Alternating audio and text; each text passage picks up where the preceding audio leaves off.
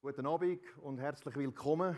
Mein Name ist Alois Zwinggi, ich bin das Mitglied der Stiftungsleitung und im Namen vom ganzen World Economic Forum heißen wir Sie ganz herzlich willkommen zu der Eröffnung vom 20. Jubiläum vom Open Forum. Wo wir vor 20 Jahren mit dem Open Forum angefangen hat es noch kein Social Media gegeben, es hat noch kein Livestreaming gegeben. Und man hat sich damals gefragt, wie können wir das World Economic Forum mehr offen machen, mehr transparent machen. Und das war die Idee vom Open Forum. Es war auch die Idee, dass wir die Davoser Bevölkerung und die Schweizer Bevölkerung im Ganzen mehr einbezieht in die Aktivitäten vom World Economic Forum. Und mittlerweile kann man sagen, dass die Sessionen vom Open Forum zu den populärsten Anlässe und Aktivitäten vom World Economic Forums Jahrestreffen, wo in dieser Woche hier in Davos stattfindet, wo zu den beliebtesten Sessionen gehört.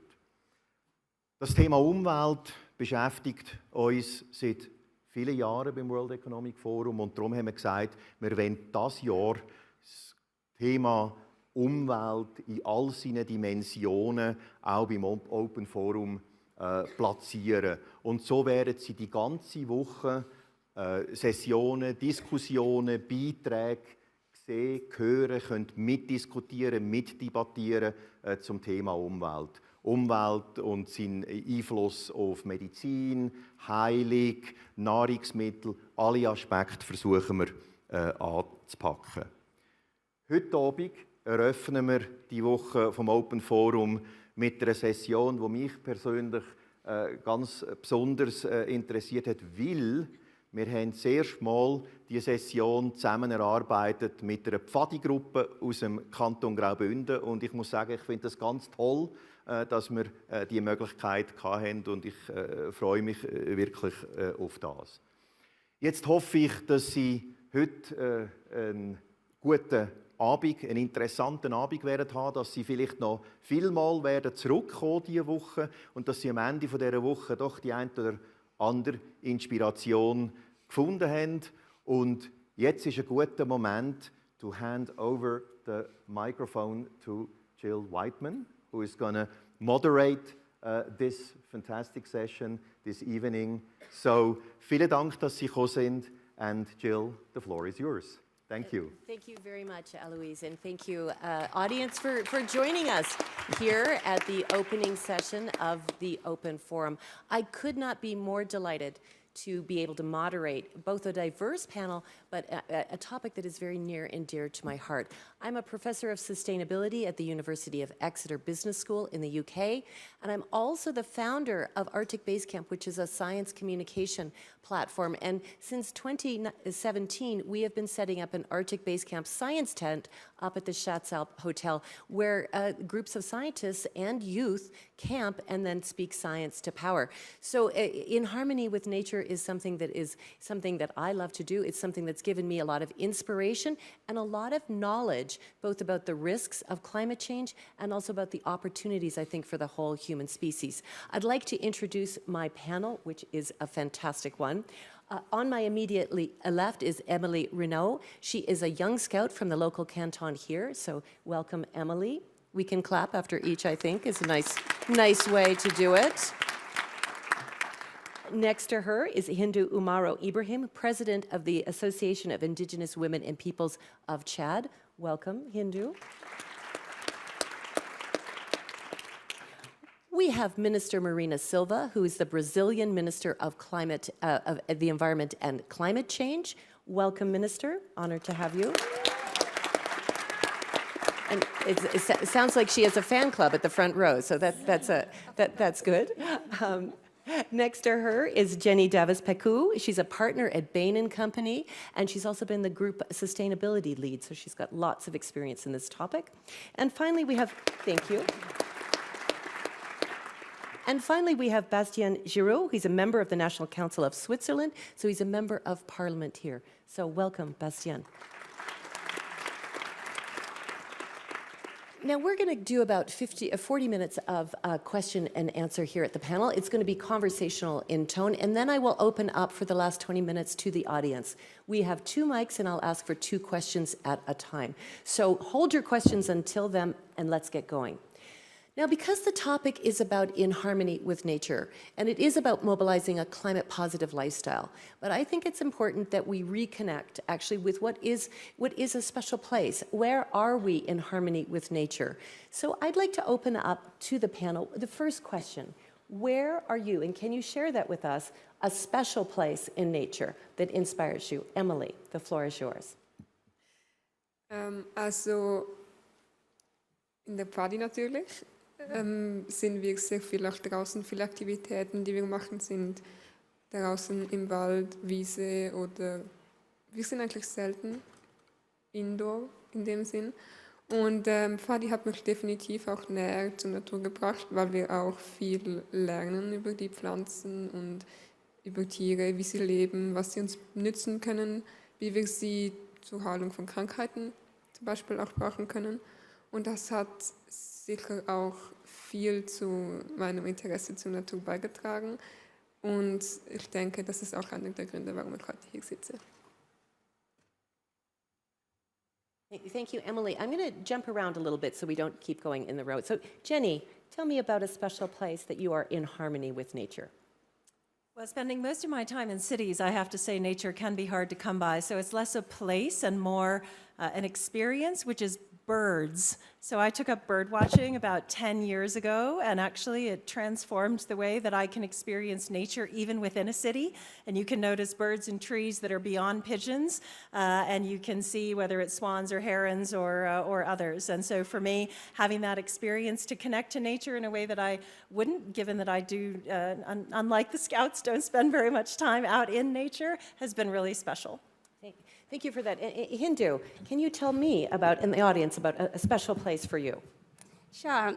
Firstly, thank you so much, and thank you to all Davos people hosting us in your land, in your beautiful land. But the place that really connects me with the nature is around Lake Chad.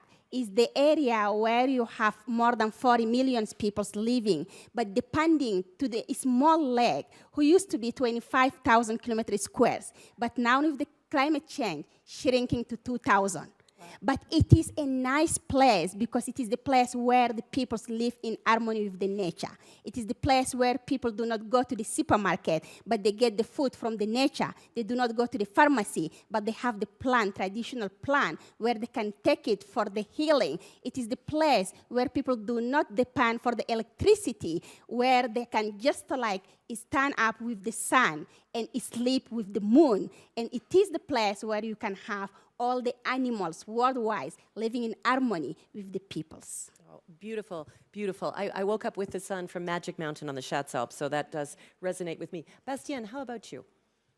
So you're asking about a special place, but actually it's quite commonplace. No, it's simply the forest in front of the cities of Zurich we have. No, I go there up, and we have this small mountain, the Uetliberg, no, the Uetli mountain of Zurich, and walking up there with my wife. No, when we're at the top, every problem is solved. No, and this is very connecting. Every time, you know, spring, summer, winter, it's very different. So it's always it's not very special. It's simply the forest. But the forest is special, no, in the end. I love that. I love that too. And Minister Silva. Primeiro, obrigada pela oportunidade desse encontro. E o lugar que me inspira é a floresta. Eu nasci e me criei na floresta amazônica. E desde muito cedo eu gostava de me retirar um pouco para a floresta, porque era um lugar de muito aprendizado para mim. descobrir a variedade de árvores, de plantas, de pássaros, de cores, de aromas, as texturas das fibras.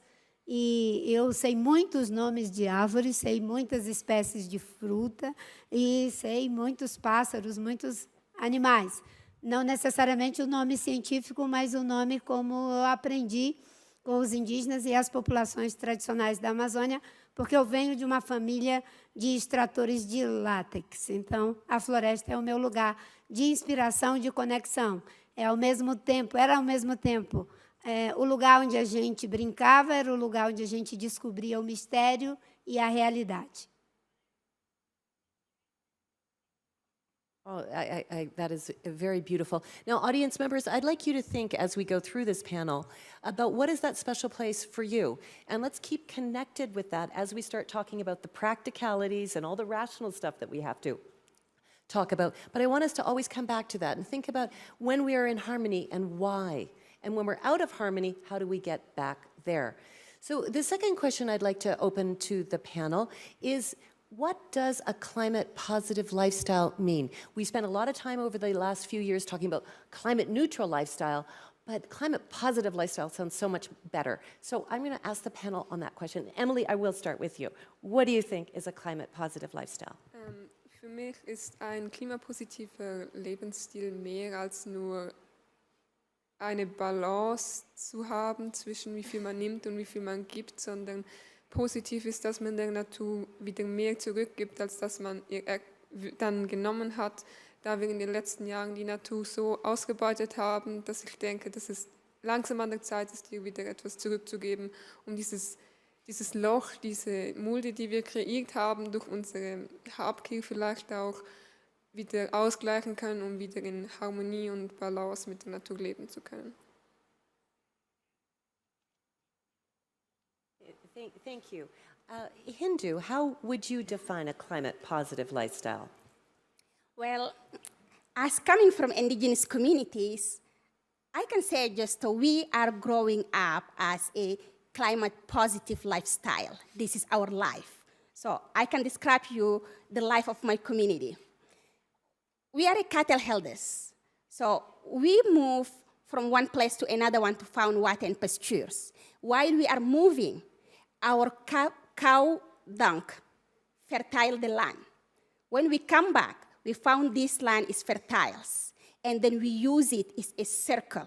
So that means we are the best company around the world who can give the examples of what is a carbon negative, what is a climate positive, because we produce meat and milk, nature positive. We do not use any chemicals on it. We do not use any things to feed them, but they are feeding the nature. So this is the lifestyle that indigenous peoples do have, because it's helped us to learn from all the nature, all the plants, and it's helped us also to live in harmony with them, and it's helped us to set up the respect between each species of the nature. So this is the responses from me. Thank you. Bastien, let's move over to you. What is a climate-positive lifestyle for you? Yeah, so I think the challenge is that, except for indigenous people who really had this nature-positive lifestyle, no? Today we have such a footprint, no? With everything we do. Even if we come with the train, there's always a big footprint in producing this train, in producing the rails. So actually, it's not possible in Switzerland to have climate-positive or nature-positive lifestyle, except if you're actively investing into nature. And I think this is what we need. No, we need not just to talk about the footprint, but also the handprint. No, so that's why also I dedicate my full professional life in Parliament, but also I work at South Pole. We try to have a positive impact on the world. And I think this needs to be an ambition, that we invest into nature to have again this positive net balance. No. Yeah, I couldn't agree more. And you're a member of the Green Party, correct? Of course. Of course, of course. I just wanted to make that clear. Minister Silva, perhaps you could tell us what a climate positive lifestyle means to you.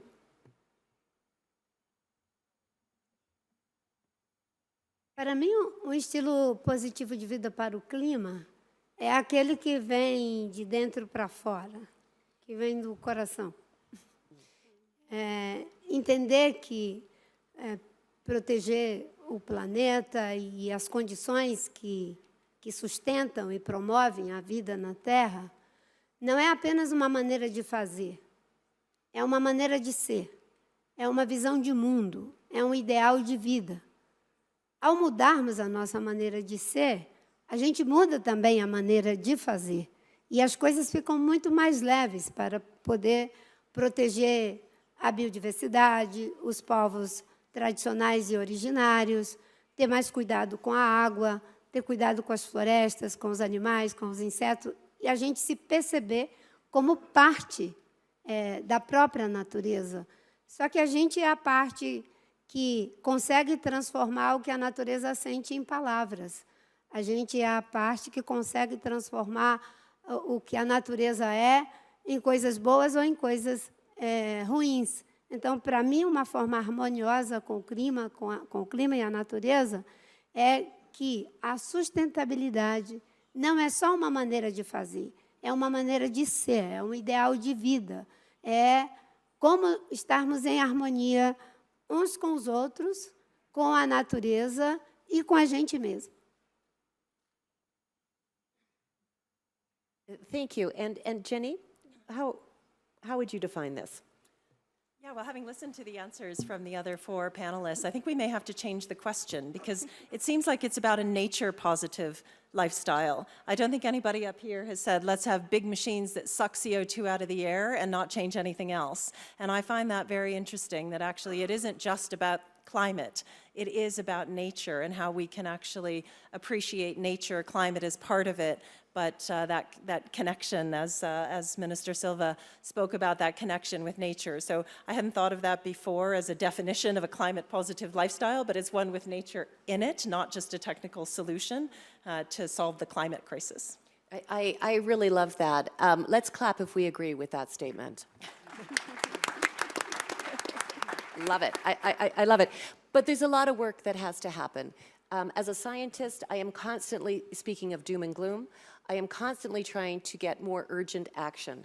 So one of the reasons why I am delighted to moderate this session is that I actually think there's a lot these different stakeholder groups can do, but we do need to act fast. So my first question is about how do we mobilize a climate-positive lifestyle, a nature-positive lifestyle, and let's look at the government. Now, certainly in Brazil, the whole world was watching the elections.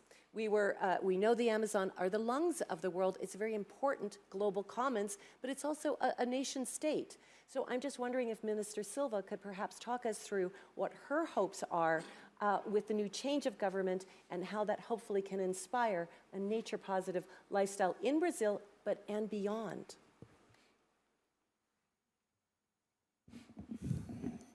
Há uma grande expectativa, sim, em relação ao Brasil. Nós sempre fomos um país que contribuiu com agendas muito importantes na questão do clima, da biodiversidade, mas, infelizmente, nos últimos 4 anos, o Brasil saiu da condição de um país que contribuía para a condição de se tornar um pária ambiental no mundo. E agora há um grande desejo que o Brasil volte a contribuir. E eu fiquei muito feliz quando o presidente Lula me convidou para ser novamente, pela 3ª vez, a sua ministra de Meio Ambiente, porque eu vejo que ele colocou essa agenda no mais alto nível das prioridades e assumiu que a política ambiental brasileira, a política de clima, não será uma política setorial, será uma política transversal, onde ela estará presente nas políticas de energia, nas políticas de transporte, de mobilidade, na agricultura, na indústria, em todos os setores. É isso que vai fazer a diferença. Não vamos conseguir resolver o problema do clima, o problema da crise ambiental global, se não tiver uma ação transversal, e que isso seja nos governos, nas empresas e na sociedade. A sustentabilidade em todas as suas dimensões, econômica, social, ambiental, cultural, política, ética e até mesmo estética. Então, é isso que me dá esperança no governo. Isso não acontece da noite para o dia, não é mágica, mas se nós começarmos agora, nós vamos levar esse bastão para passar à frente de uma forma bem melhor. E estamos comprometidos com desmatamento zero para a Amazônia e proteção dos povos tradicionais, criar um novo ciclo de prosperidade, com democracia, combate às desigualdades e sustentabilidade.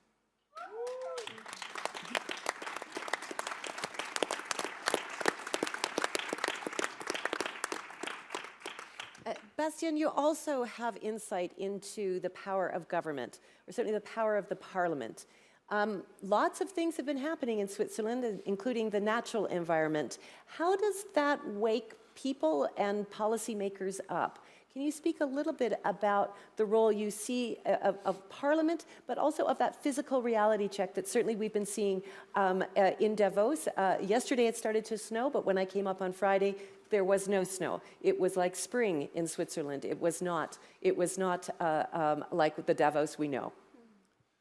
Yeah, so we certainly have a high environmental awareness in Switzerland. No, at the same time, no, we had last year we had an important vote for the climate. No, and it was a popular vote, and it was refused. No, and I think this is an important reminder to make sure that we get many people behind policy changes. No, a slim majority is not enough because, you know, things can change. Then, you know, this law was developed before COVID. Then COVID came. There were different priorities. Suddenly, there was no more majority. And work of like 7 years simply got lost. Now we will have another vote which looks a bit better because we changed a bit the policies. But I think what the main point here is, awareness alone is not enough. We have somehow to make it very simple to connect with nature and to reconnect with nature. We have to think about measures where we can really convince not just 51%, but really 67% and get them on board. And I think this is the challenge we have to think. Also, you know, we are here, perhaps all are very connected to nature, think a lot about sustainability, but in the end, we also, someone who is not thinking daily about sustainability and nature has to support this change agenda. And I think this is an important challenge to address. Yeah, I think that's very true. All of us in our normal life, we have a lot of pressures. And I think that's where we're also, you know, we're change agents, true, but we're also people with families, we're people with mortgages, we're people with jobs, we're consumers. So Jenny, you have a lot of experience on how the consumer landscape is changing. How have you seen this shift? Is it consumer power that's going to get there, or is business moving ahead of the consumer line? How would you, from your sort of bird's eye view, so to speak, describe that? Yeah, so first thing I would say is consumers are more and more interested in sustainability and climate and nature. So we've surveyed thousands of consumers across the world, and what you see is interest is increasing. More and more consumers are starting to be aware of the issues. They're starting to look for information of the products that they buy. They are starting to be aware of their choices. And they even say they're willing to pay more. Now, the skeptics say, oh, they always say they'll pay, but then they never do. And that's where business comes in, because when you look at businesses tapping into this trend, consumers are very clear that they will pay more, and they're quite clear about how much more they'll pay. It's like 10 or 20% more. Now, actually, what business wouldn't want to earn 10 or 20% more by bringing products to the market consumers want? But when you look at those sustainable products on the shelf, they're usually 100%, 200%, 300% more. They're priced as niche premium goods. And there are simply not enough consumers out there that care enough to buy niche premium goods at the scale we need to really make the shift. About 10%, 10 to 15% of consumers have real passion about sustainability and will consciously choose sustainable products even above quality or price. And that's not enough to transform the global economy and global consumption. And so what we need to start to see is businesses democratizing sustainability, finding ways to bring sustainable solutions on shelf, not at those premium prices, but at prices that consumers either will choose to pay, or frankly, as you said, they wouldn't even notice that they're buying sustainable. They don't necessarily notice now that they're not buying sustainable. So actually, businesses figuring out ways to bring sustainability onto the shelf. So I think consumers will have an important role to play, and there's always a role for that kind of niche premium trend setting, but it has to be mainstream and streamlined, and I think that's going to be one of the big challenges that businesses can lean into, is problem solve around how to do this, but at much greater scale with things that consumers want and will be happy to buy. And I'm just going to probe a little bit on that. Which sectors do you think in business are leading that charge? So which of the sectors that are giving you the most hope, Jenny, as we move towards a nature-positive lifestyle? Yeah, look, food and food products, that's the closest thing that we get to connecting with nature, is actually eating products that are grown in nature, and you do see a lot of innovation around that, both at the niche end, but also in the mainstream as people start to buy differently or look for more natural ingredients. Actually, you can tap into, they don't have to care about nature, they can care about health for themselves and their family, and that can actually help bring through a lot of these changes. And then the second thing that, frankly, most people closest connection with nature is the clothes they wear, the fabrics that they buy, and you do see a lot of innovation, again, starting at the top end, but starting to come down into more natural fabrics, longer lasting. You do see sharing economy, et cetera, which is part of it. And so those are the two that I think get closest to the consumers. And of course, then those will bring all of the upstream industries along to start to bring the inputs forward that will allow you to put those on shelf at the price that the consumers can afford. Thank you. Hindou, turning towards you, I've seen you on stage many times. You're always very compelling to global policy audiences. But what are the key messages? What are the key things that you are trying to push in this year to try and make a difference? Because you've got the wisdom, you've got the understanding, you're seeing the impacts in Chad, and are people listening? Is it going fast enough? Actually, if it's going fast enough, we are not going to be here and just talk about this issue. And you know what makes me more mad when I hear this statement that's saying it is not a priority. Like really, seriously, what are we doing here if you think it's not a priority? If you think that the priority is just getting the stage and getting elected, we need to shift the power. We have to give the power back to the citizen, to the peoples. It's not possible that just a few peoples decide on what is the priority for the planet. I'm coming to all my friends here who talk. From Sebastian, who say they just recognize the importance of climate change in Switzerland. But yet, the Switzerland, they just didn't vote on climate. So why they didn't vote in climate? If they understand, that means they do not understand completely. So there is a big awareness, yes, but there is a big thing they need to understand. In the global south, people are not thinking about the priority because there is no priority. You cannot choose. It is the reality that is sitting in the tables. People cannot eat because of the lack of climate change. Rain is not coming. People are fighting over the resources. It becomes conflict. People cannot develop because there is no resources there. People are migrating, and then the global north is saying, no, we cannot have the migrant. And who is benefiting is the global north. So what needs to be changed is the policy first. The politician do not choose. We cannot choose one and leave the other. If you want to fight the global warming, you must protect the environment. You must recognize the right of indigenous peoples. If you wanted to fight the war that we all talking about around the world, we must invest on the peoples in what they need. We have the energy crisis, we have the inflation, we have all those issues. At the end of the day, it's coming from where? It's coming from nature. So we must respect the nature. So the government must not choose from what is the priorities.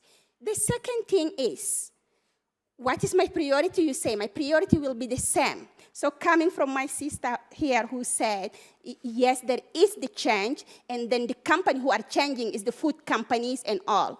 normal. If they didn't change, they're not going to get the buyers. All the people want their health, so they're going to buy all the food who is healthy for them. So this is not a choice. The elephant in the room is the fossil fuel companies. They have to stop digging the blood of the earth. That is the big problem.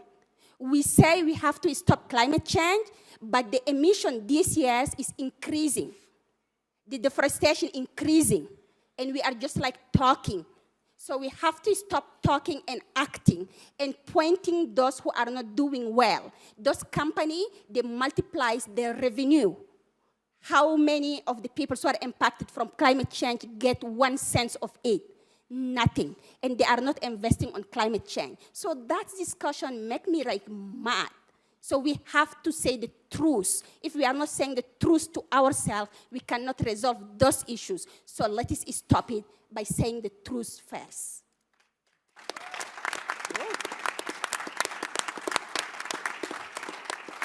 You never disappoint, Hindou. I have to say, on stage, you never disappoint. Emily, you are very brave to be sitting on this stage here with all of us. And you are a scout, and you are listening to all of this. I have 2 questions for you. The first one is, I have just learned that in scouting, you get your own name. And it's important that we understand that process before I get to my second question for you. So can you explain, first of all, why, and then tell us what your name is?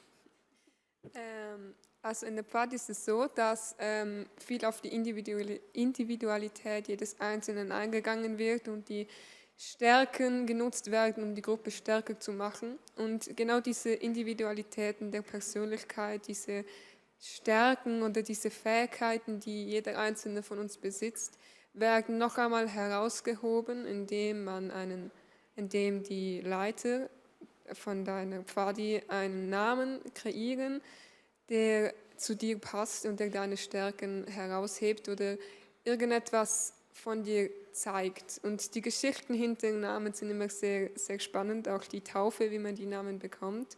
Und für viele hat der Pfadi-Name eine sehr, sehr persönliche Bedeutung, weil es etwas ist, was einen mit einem selber auch verbindet. Und wir sprechen uns tatsächlich auch nur mit diesen Namen an. Also es ist fast schon verboten, dass man den normalen Namen braucht. Und mein Name ist Shakela. Und es kommt, vielleicht kennt ihr Mowgli aus Dschungelbuch. Und der mittlere Teil Akela kommt vom Wolfsrudelleiterin dort, weil ich schon in frühen Jahren gern angefangen habe, aus eigener Initiative Gruppen zu leiten. Und ich bin sehr stolz auf diesen Namen, weil er viel von meiner Persönlichkeit widerspiegelt. Well, thank you for that. Can you say the name again? Shakela. Shakela. Yes. Thank you. Thank you, Shakela. I'm not a scout. Can I call you Shakela? Okay, all right. So we'll try to remember that. You know, I love this so much because if we actually take a look at, can you imagine policymakers, if all the lead negotiators at COP28, all the CEOs were given a name based on their special skills or lack of skills for a nature-positive lifestyle, and we referred it to that, I think that could make a bit different. It brings it home, doesn't it? It brings it home. Yay, Scouts, yay, Scouts. Okay, second question. That's not the only great thing Scouts do. Obviously, they take youth out, they learn about things, they get badges and so on, but they also have scouting laws. So maybe, Emily, you could tell us a little bit about these scouting laws, and then we can think, panel, how can we learn from those laws? Es sind 8 Gesetze von unserem Gründer aufgestellt worden. Und ich versuche es jetzt alle zusammenzubringen. Eines ist miteinander teilen. Ein weiteres ist Schwierigkeiten, sich entscheiden und Schwierigkeiten mit Zuversicht begegnen. Das dritte ist unsere Hilfe anbieten. Das vierte ist einander verstehen und achten.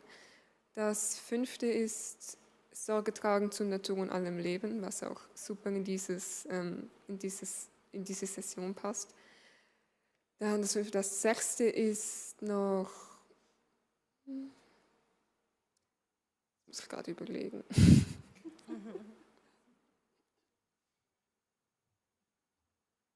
You shout out from the audience, if you know it, fellow Scouts.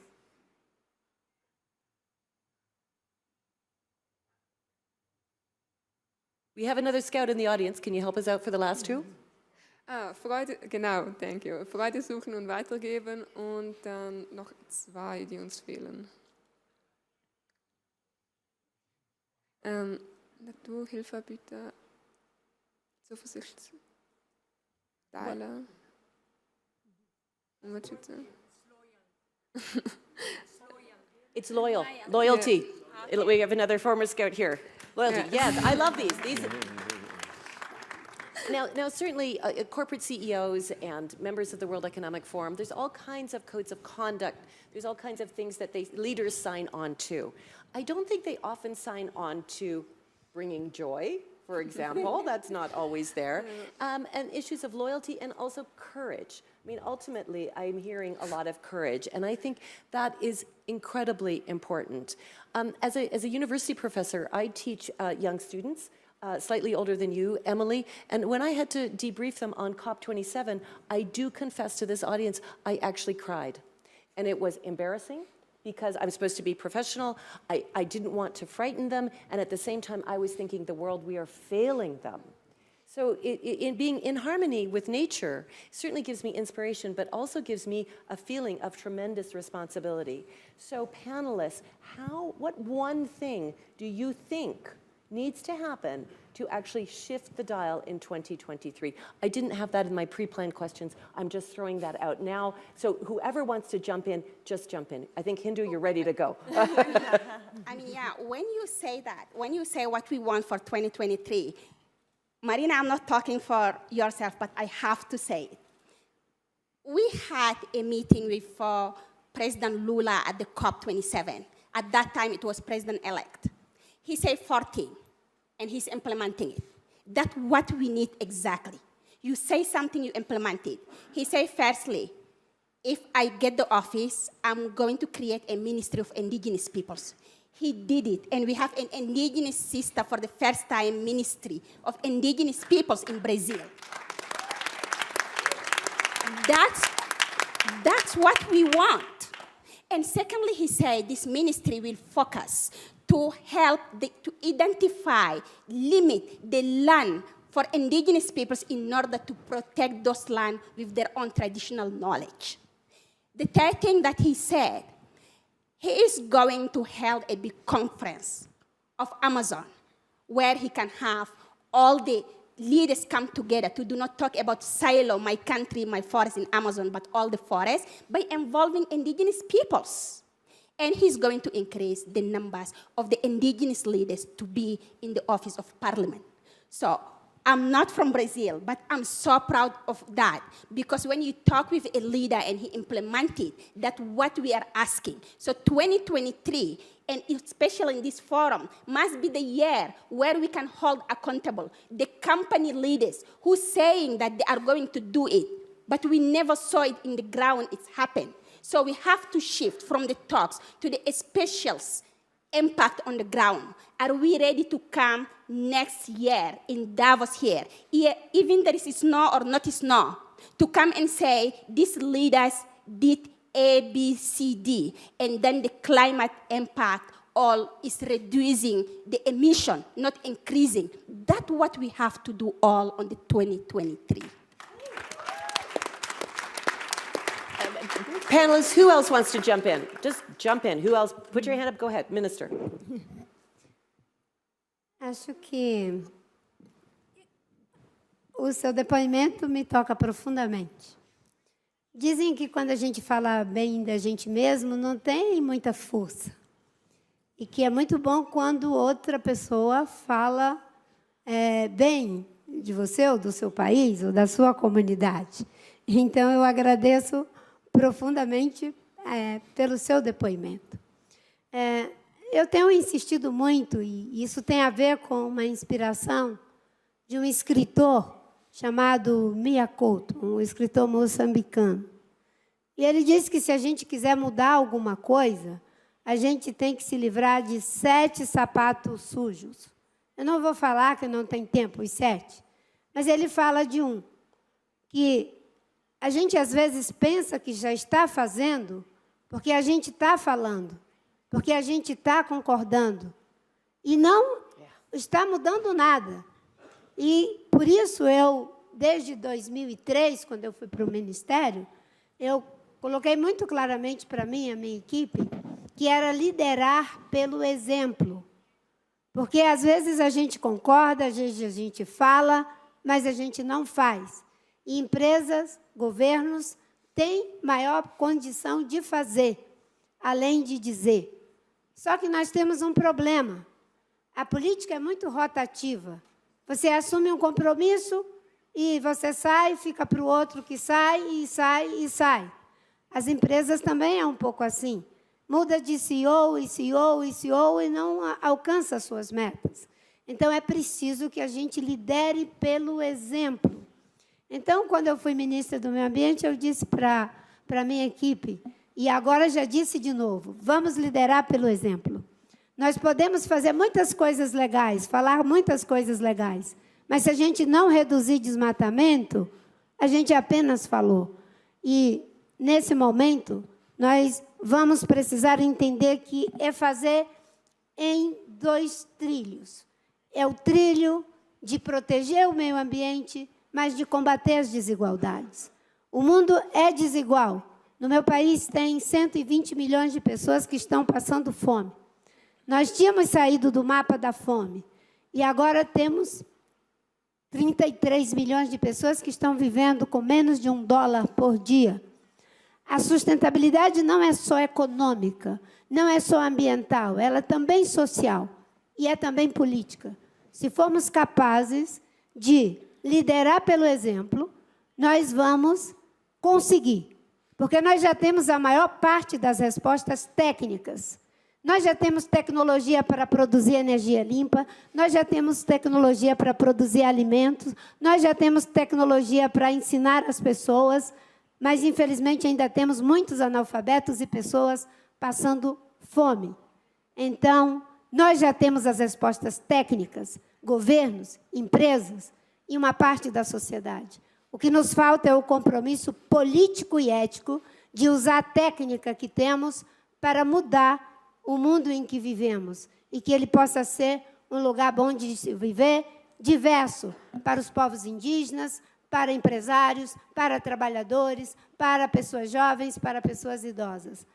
Já sabemos o que fazer, falta decisão política e temos que ser constrangidos eticamente para poder fazer aquilo que nós falamos. Eu criei um sistema de monitoramento do desmatamento em tempo real. E, na época, muita gente não entendeu. Isso vai constranger o governo. E eu disse, eu quero ser constrangida, porque eu quero que o mundo todo saiba onde está acontecendo o desmatamento. E nós precisamos de constrangimento ético. Nós somos os maiores produtores de grãos. E o presidente Lula tem dito, nós vamos matar a fome dos brasileiros também. E cada um de nós tem a responsabilidade de se livrar do sapato sujo, de achar que porque está dizendo, porque está se reunindo, porque está concordando, a gente já está fazendo. And, panelists, you'll get a chance to continue that, but I'd like to open up to the field. Questions? I'm going to take 2 at a time. Please say your name and keep your questions short. We've got a question at the front here and a question here. We'll start with these 2. One here and one here.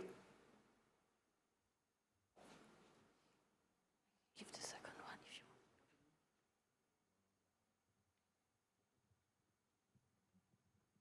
want.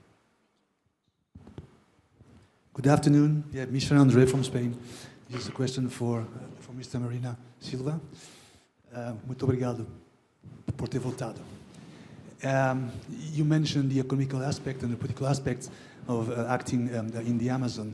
We're lucky to be a partner in a project in the Mamilawa Reserve for the last 10 years now in a central Amazon state. And we've seen that it is mandatory to create bridges between ecology, environment, science, and technology. And my question would be, in your next phase in the government, are you building these bridges with the ministers of science and technology to make sure that the technology brings the solution not only for the biodiversity regeneration, but also for the indigenous people?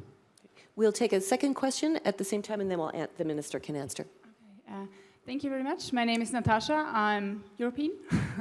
And we're talking about harmony with nature, and I'm wondering if that is possible or if we're a little bit illusory, well, if it is an illusion, because nature is trying to kill us, actually. I mean, technologies are used to also survive, you know. So if we take a look at demographics, for example, we had a lot of children dying in the past centuries, and the technology is also helping us to simply survive. So the idea of nature is something that is a victim and we need to protect it is okay on the one hand, but on the other hand, we should also think about we have to struggle for survival. So how can we find a balance in that? Thank you, Natasha. Minister, perhaps you can talk specifically on the question from the gentleman in the front, and then we'll open up. A ideia de uma política ambiental transversal é exatamente para poder estabelecer que as políticas públicas levarão em conta aquilo que está dizendo a ciência. Nós tivemos um governo de 4 anos de negacionismo, que nega a realidade social. Nós tivemos uma pandemia que ceifou a vida de mais de 700 mil pessoas, porque o governo negou a ciência. Nós temos a destruição da Amazônia porque o governo nega a ciência de que não há perigo nenhum em relação à destruição da Amazônia para o equilíbrio do planeta.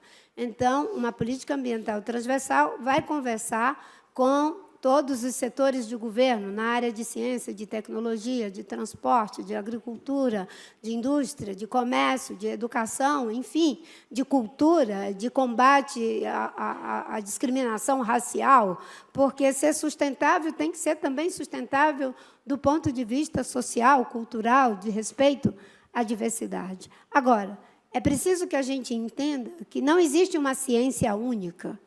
Existem ciências.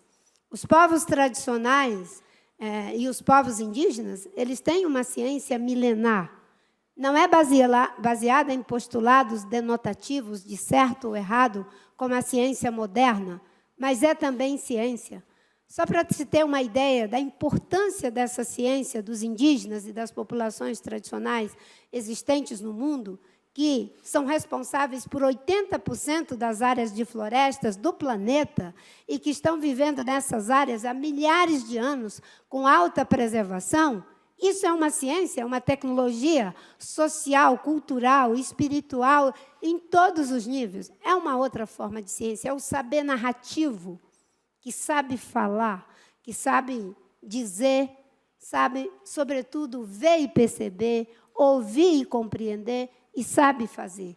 É o conhecimento associado aos recursos naturais. Quando a gente junta essas duas formas de ciência, a gente aprende muito. E aí, só rapidamente falando, né, o Brasil vai criar pontes, sim, mas considerando esse diálogo de saberes, não é, entre os povos originários e o saber científico. O Edgar Morin nos ensina muito com isso, não é? Que é uma visão complexa da realidade, de como tratar essa realidade. E é muito bom ver, era muito bom ver quando o Edgar Morin ia lá na Amazônia, no Tocantins, e se encontrou com as populações tradicionais, e havia ali um diálogo maravilhoso, lindo, de uma comunidade de ideias, de pensamento, de propósito, de princípios. E quanto à natureza, a ideia de harmonia, pode parecer romântico, mas há sim uma harmonia, senão nem estaríamos vivos, né? A natureza, ela é a sustentação da vida.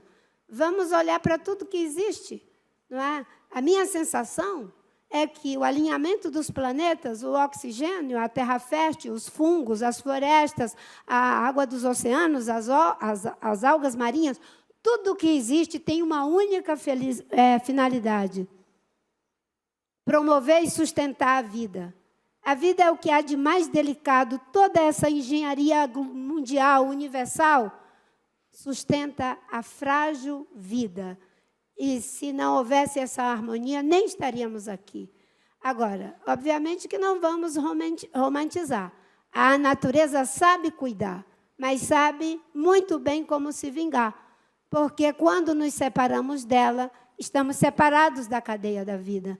Não é romântico, é uma necessidade orgânica. Não é? Nós somos parte da natureza.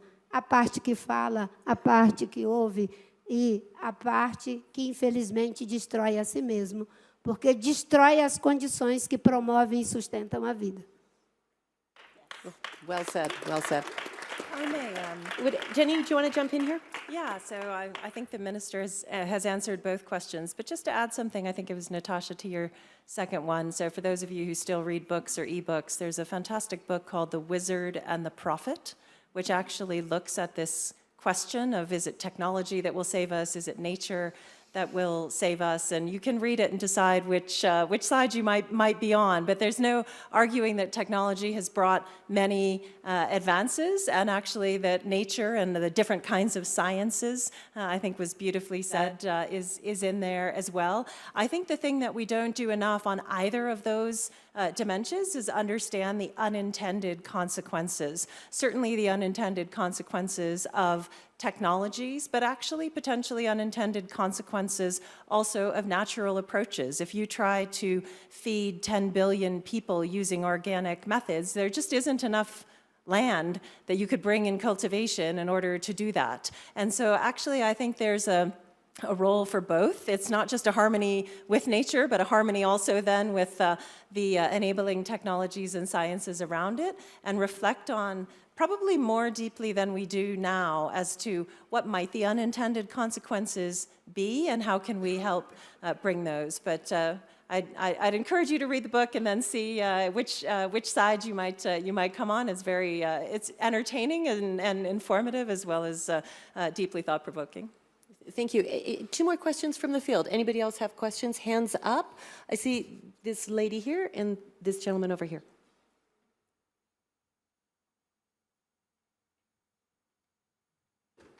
And if you ask your questions quick, we can have a chance for two more, and then I'll go to the back.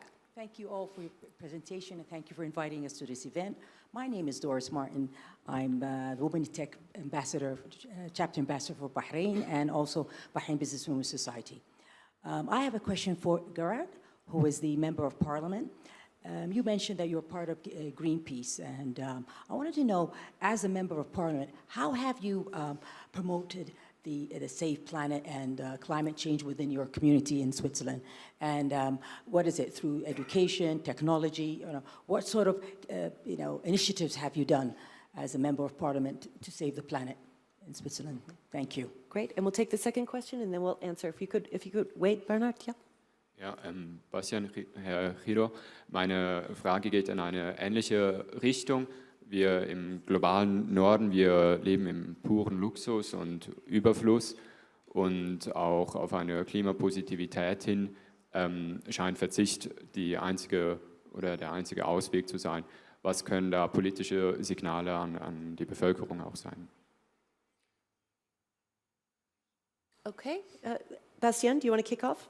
Yeah, so I think what's important for policy is really to change the rules of the game, no? So that sustainability becomes the easier choice, not just for the people, but also for the companies, no? So I think an important measure in Switzerland was to have support for renewable energy, for energy efficiency, but also then changing the way districts work. For instance, in Zurich we have a lot of districts where you actually don't need a car, because all the activities, school, buying something, everything you can do in walking distance, And by doing that, people don't buy a car, and it's not felt like actually they would like to have a car and they are not allowed to have it, but they simply don't need it, because the environment was built in a way that they don't need it. And I think this is what policy needs to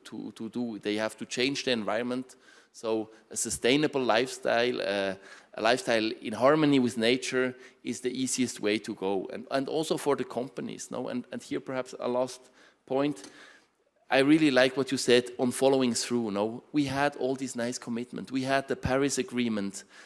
We also here at World Economic Forum have every year very nice commitments. What's important is really to follow through and also to also shed the light. Sometimes you're very critical with those who are acting. Say there are, and we need to be critical, no, and see that there's no greenwashing, but we should also put the light on those who are not acting. And I think policy needs to try, and I think, for instance, Biden's suggestion that the government only buys with companies who commit to Paris, who commit to science-based targets, I think that's a smart policy. So that policy tries to leverage also the action from companies and somehow gets all companies to act. No? I think this is a smart way to do politics. In the end, policy needs also to be smart because, again, we need to have the buy-in from all the population, else we are not re-elected and change is not happening. No? So it needs to be smart policy, which is at the same time also transformative. No? Agree. 2 more questions at the back. I know they're at the back.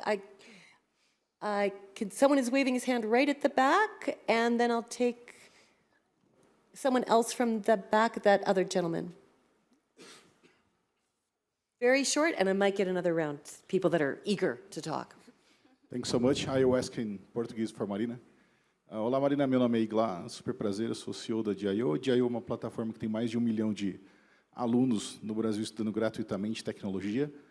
A minha pergunta é sobre o nosso papel como empreendedor e empresário de educação, como que a gente coloca no dia a dia dos novos alunos de tecnologia para que eles usem educação, tecnologia limpa, se inspirem em entrar mais e desenvolver soluções para as soluções do clima, meio ambiente e assim por diante. Obrigado. Thank you. Second question. Hi, good evening. My name is Caleb. I'm from the US, where I work for a clean energy company. My question's for the full panel, and it's in regards to carbon credits. I'm curious how you may think we can establish regulatory frameworks that are ambitious, but also encourage the private sector to buy into the carbon credit system with quantifiable goals. Thank you. Thank you. Minister Silva, let's start off with you.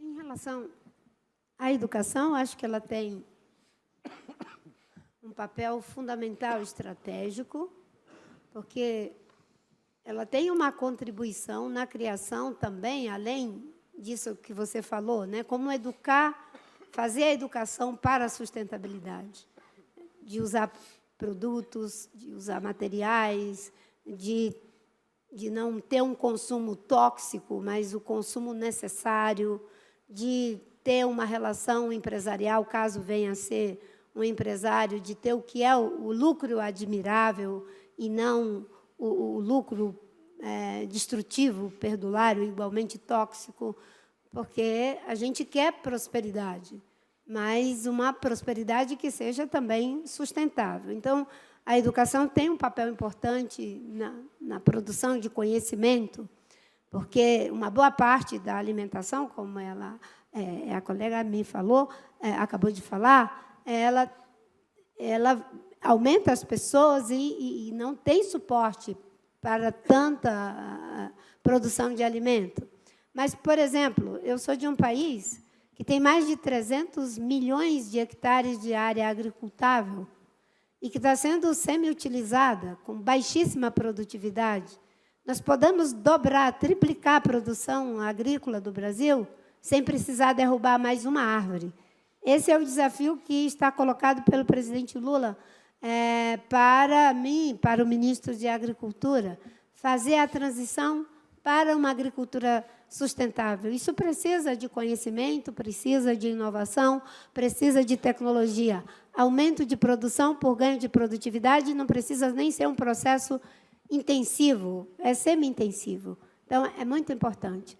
Agora, tem uma parte da educação que eu falei, que é da criação de novos ideais identificatórios, Se nós continuarmos identificados puramente com o ideal do ter, nós temos uma capacidade infinita de desejar. E se nós nos sentimos felizes apenas porque temos as coisas, o planeta não tem condição de atender mais de 7 bilhões de pessoas com capacidade infinita de desejar, desejando ter coisas. Nós precisamos nos deslocar para o ideal do ser. Como eu disse, há limites para ter, mas não há limites para ser. E hoje a gente vê muitas pessoas que querem ter muito mais que um carro. Elas têm um bom transporte público, ela quer ter uma experiência vivencial, fazer uma viagem para conhecer uma área do mundo, conhecer uma nova língua, uma comunidade. Isso é uma nova forma de produzir prosperidade, não necessariamente essa prosperidade que tem a ver com extrair mais da natureza.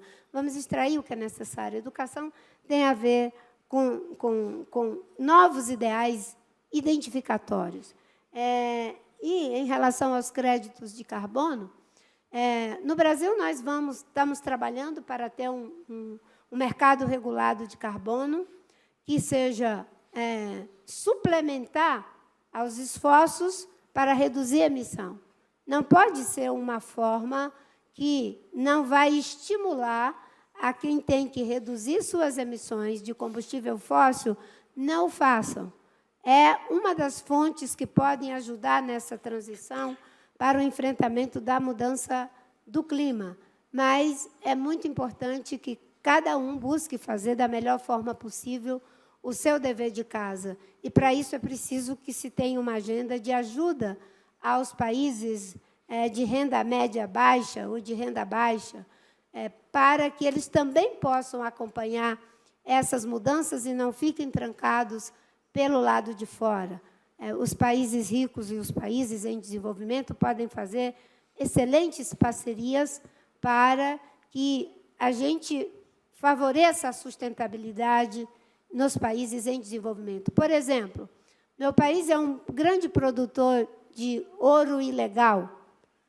Se você compra o ouro que é produzido no Brasil, do garimpo ilegal, pode pensar que aquilo que você acha que é belo, não é, está carregado de algo terrível, muito feio, que é a contaminação por mercúrio dos indígenas, dos caiapós, dos Yanomamis, de várias tribos brasileiras, está contaminando os rios, contaminando os solos, destruindo a floresta.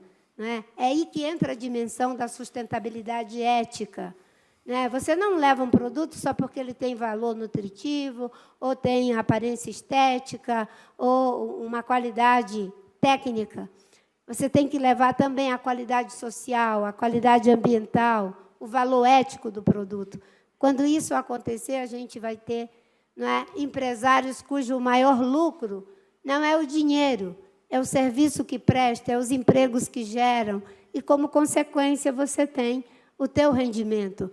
Você terá políticos que o maior sucesso... Minister Silva, if I may, I'm sorry, I'm going to... Por último, I have 32 seconds left. She is fascinating, and she knows a lot, and she's doing a lot, so thank you for that. And I regret to have to interrupt, but I do have to ask the panelists as we close, and we will go slightly over, apologies, Michelle, here on my part. What one thing will each of you do this year towards a low-carbon, nature-positive lifestyle? Emily, what will you do? Shakila, what will you do? Ich tue jetzt schon so viel wie ich kann, so viel wie in meiner Macht steht als minderjähriger Teenager, so klimapositiv wie möglich zu leben. Und ich fange diesen Sommer meine Lehre an und werde dann ausziehen. Und dort werde ich versuchen, das, was ich jetzt schon tue, wie zum Beispiel keine neuen Kleider kaufen, also gebrauchte Kleider brauchen, generell gebrauchte Sachen nutzen, das weiterzuführen und auch mit Esswaren, Food Waste ist auch ein sehr großes Thema für mich, das zu reduzieren, aber auch eben dieses Mindset, das wir gerade angesprochen haben, dieses alle wollen mehr haben, der Kapitalismus, der unsere Welt regiert, diese Message irgendwie, soweit es in meiner Macht steht, zu verbreiten, dass wir schon zu viel haben und wir vielleicht mehr geben sollten. Thank you. Thank you, Shakila. Hindou. One thing. One thing is difficult. I'm going to do a lot of things as usual. But one thing in the forum that I'm going to do. So tomorrow already, I'm going to test it if it's going to work or not. Having the team of the indigenous peoples who are present here to meet with the World Economic Forum peoples, the Secretariat, and to elaborate a plan where indigenous peoples can sit in the tables, take the decisions in this forum and in each thematic that they're going to implement. Oh. Minister Silva. Eu gostei muito da ideia de mudar de nome, de ter um nome para as nossas circunstâncias. E enquanto eu via a história de que enfim, as pessoas que mudam o nome em função do ideal que tem, eu me lembrei que o meu nome não é Marina, meu nome é Marina. E Marina significa mar. E o meu sobrenome é Silva, e significa selva. Então, eu fiquei muito feliz de ouvir que a gente pode mudar de nome. Quem mudou o meu nome foi a minha avó. Mas eu queria dizer, concluindo o raciocínio que eu estava fazendo, e já pedindo desculpa por me estender, uma coisa, não é? Quando o nosso maior lucro for os serviços que prestamos como produtos, o que vem por acréscimo. E para nós, os políticos, porque eu sou política, quando o nosso maior interesse não seja apenas na próxima eleição, mas nas futuras gerações, a gente até vai conquistar novas eleições. Mas, enquanto a gente estiver aqui, a gente vai fazer tudo o que é necessário, que a oportunidade que a sociedade nos deu para fazer, nos obriga a fazer. Então, muito obrigada por essa oportunidade e parabenizar que possamos ter mesa de diálogo como essa. Não é? É um encontro entre economia e ecologia. Isso é muito bom. Thank you, Minister. Jenny. So my biggest footprint, scope 1 and 2, is flying, so cutting that out, both personally as well as professionally as much as possible. I can highly recommend the night train from Amsterdam to Zurich and onwards, only takes 12 hours. And scope 3, then what I do is helping advise the world's biggest companies on how to become, translate those commitments into actions, and that's what I'll continue to work on in 2023. That's a big challenge. Thank you. Thank you, Jenny. Bastien. Yes, so I will continue to sacrifice my professional life, but also, of course, when my daily life to contributing to nature. Perhaps taking up the last question on the carbon credits, I also told to myself, I also have to be very clear on certain solutions which might not seem very popular for all, but which are needed, and defend these solutions. And I think carbon credits are part of the solutions. We need a tool to invest beyond what we can do today technically. No, we need to be able to increase our ambition to net positive. No, and we need a tool to invest also into the global south and support their climate projects. We cannot think that they will somehow introduce carbon taxes and so on, and make we need investments there. And therefore I think there was a lot of criticism on credits last year, and there is justified criticism, but we also, I think we have to defend what it can do, because we will need this tool. It's probably one of the most important tools. Perhaps ending with a book. I'm not sure you Ministry of the Futures. It's a near fiction. It's funny because it's also about the World Economic Forum. No, there was a scene about the World Economic Forum, and there are these carbon coins. No, everyone invests in carbon coins, and I think that's where we have to go. Everyone needs to have incentive to invest in carbon coins, and back to the title, to invest into nature. No. Thank you, Bastien. As we close this session, I would just like to say to the audience, I want you to think about three things. I want you to think about what is the place that you are in harmony with nature. I want you to think about what is the one thing you're going to do in 2023 to get a nature-positive lifestyle. And the third thing is I want you to think about what should your new name be. Thank you very much, panelists, and thank you, Michelle, and the World Economic Forum.